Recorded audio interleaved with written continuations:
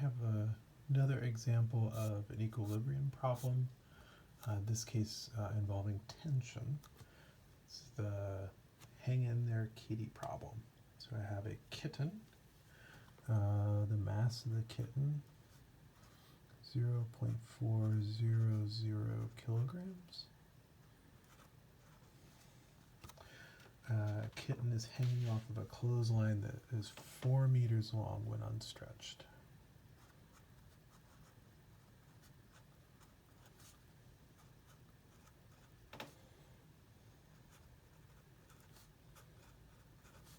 And the kitten is not placed symmetrically.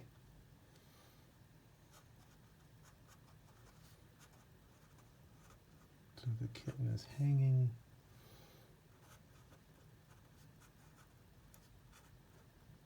from the point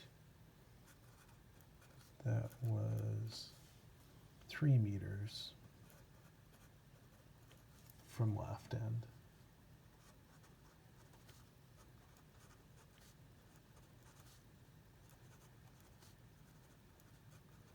When the clothesline wasn't stretched.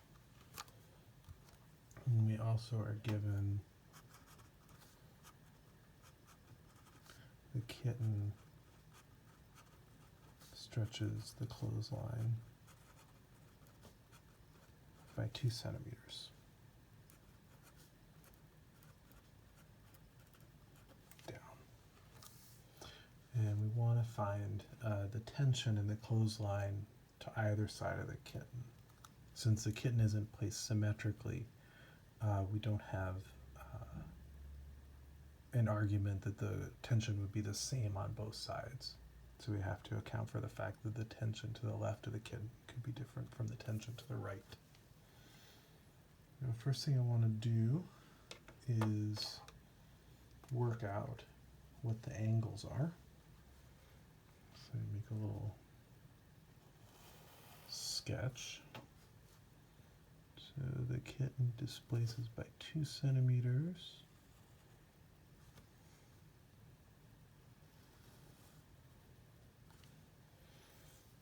So this side is 3 meters. This side is 1 meter.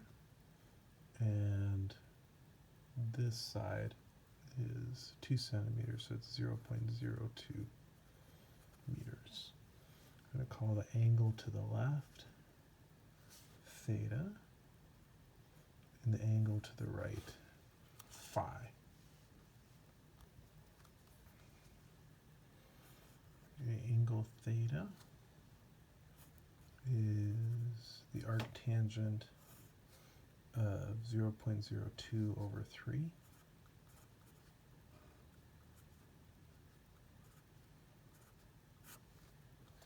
And I get that to be 0.382 degrees. And the angle phi is going to be steeper. And that's going to be the arctangent of 0.02, and it's over just 1. To get that to be 1.146 degrees. All right, so let's make the free body diagram for the kitten. So my FBD.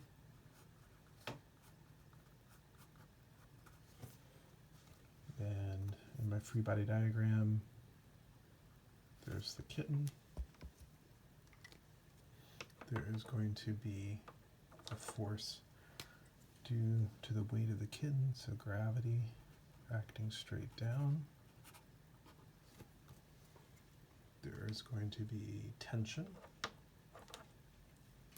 in the part of the clothesline to the right.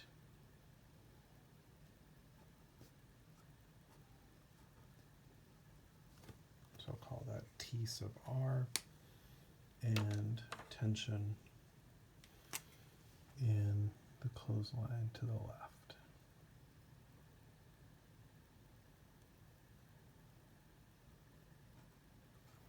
And the force of tension is going to have to extend along the clothesline, and it has to be a force that pulls along that clothesline.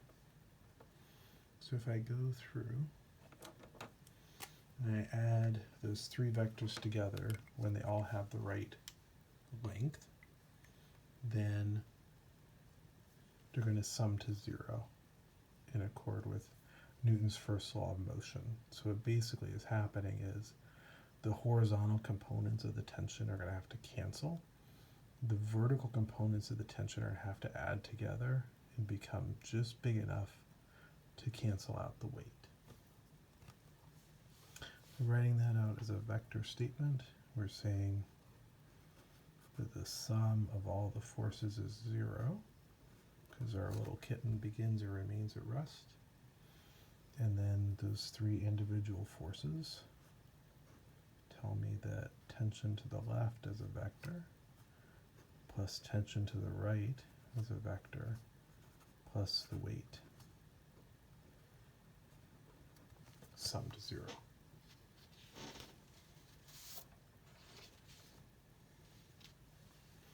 I'm going to go further in this problem. I'm going to consider triangles for the left tension and the right tension so I can break them into their components along coordinates. And I'm going to pick a coordinate system where x goes to the right and y goes up the page. There's not really a reason to pick a different set of coordinates because both of the tensions are going to have two components.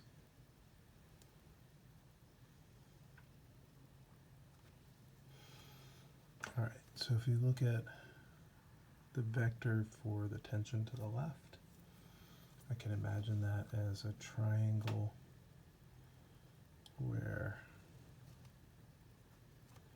there is tension to the left is the hypotenuse. It's going to have a component that goes up. So we'll call that the y component, and then a component that goes to the left. And this angle we call theta. And similarly, my tension to the right is along the hypotenuse, and it is made up out of a part that goes up the page along my y direction, so tension right, y component, and a part, to the right.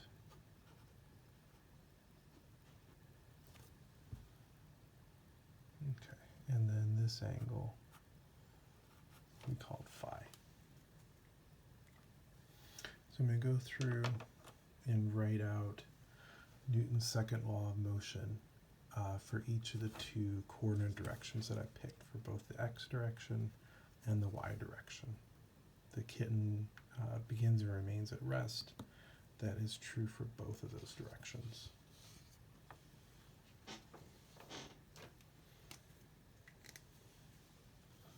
So I have the sum of all forces along the x direction will add up to 0. And there are two of those components. There is a part from the right tension, so it's cosine phi, and then part from the left tension. It's x component, it points to the left, so that's the minus sign, and it's not all of the hypotenuse, it's the fraction cosine theta. And those have to add up to be 0. And I'm going to call that equation 1. And do the same along the y direction.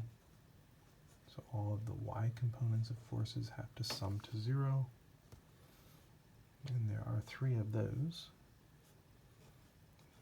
The right tension has a y component sine phi. There is a part from the left side of the rope, a clothesline, TL sine theta, and then the weight of the x down, so that comes in with a minus sign when I write it out in terms of components. I'll call that equation 2. If I look at this, I have 2 equations and I have 2 unknowns. So TR is unknown, TL is unknown. So 2 equations and 2 unknowns. It is not overdetermined, it's not underdetermined. I can find a unique answer. So I know I'm in pretty good shape. So just make a note, 2 equations and 2 unknowns. So we are happy. From equation 1, I know that the right tension will equal the left tension times this factor of cosine theta over cosine phi. So I get that by just moving the TL term to the other side. And I can eliminate TR in the second equation. So I'll just have one equation for the left tension to solve.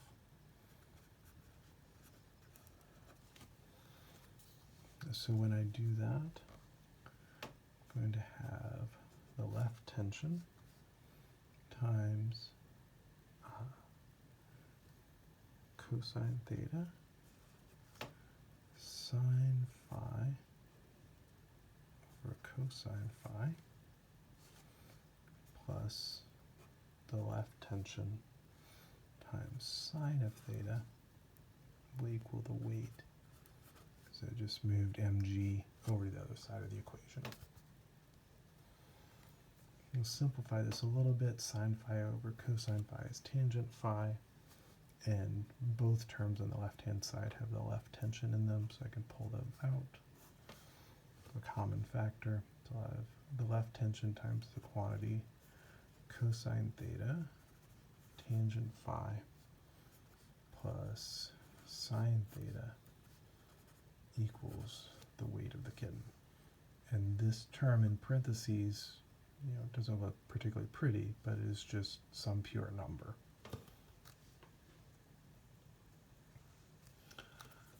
Solving for the left tension.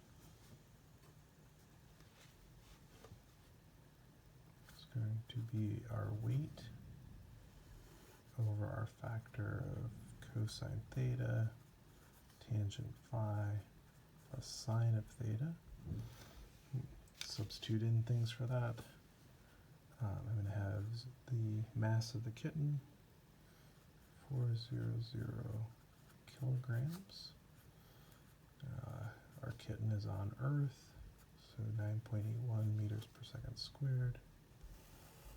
I've got a cosine of 0.382.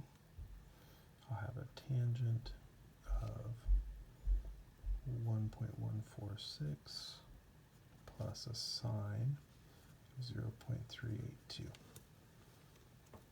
And I put that into a handy dandy HP, and I keep 3 significant figures because I only know this mass.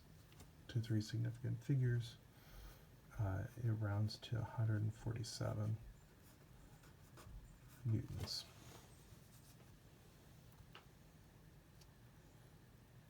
All right.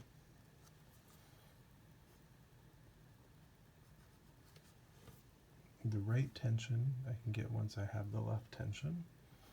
It would be the left tension times the ratio of cosine theta over cosine of phi. So 147 newtons cosine 0.382 over cosine 1.146, and again, if I just keep 3 digits, this is actually round to be the same force in newtons. if we could keep an extra digit, you would see that the left tension is slightly smaller, the right tension is slightly larger. But with just those 3 digits, they both are going to round to be 147. But one thing to note about this, 147 is way bigger than the weight of our little kitten. So mg for the kitten, you're looking at just like less than 4 newtons. And this is not unusual in cases where you're using tension to cancel out another force and have an object in equilibrium. A very small displacement of a line or a cord or a chain or a rope can give you a force that is much, much larger, many times magnified compared to the input force. That makes tension useful, like arresting cables for landing aircraft and all sorts of things like that.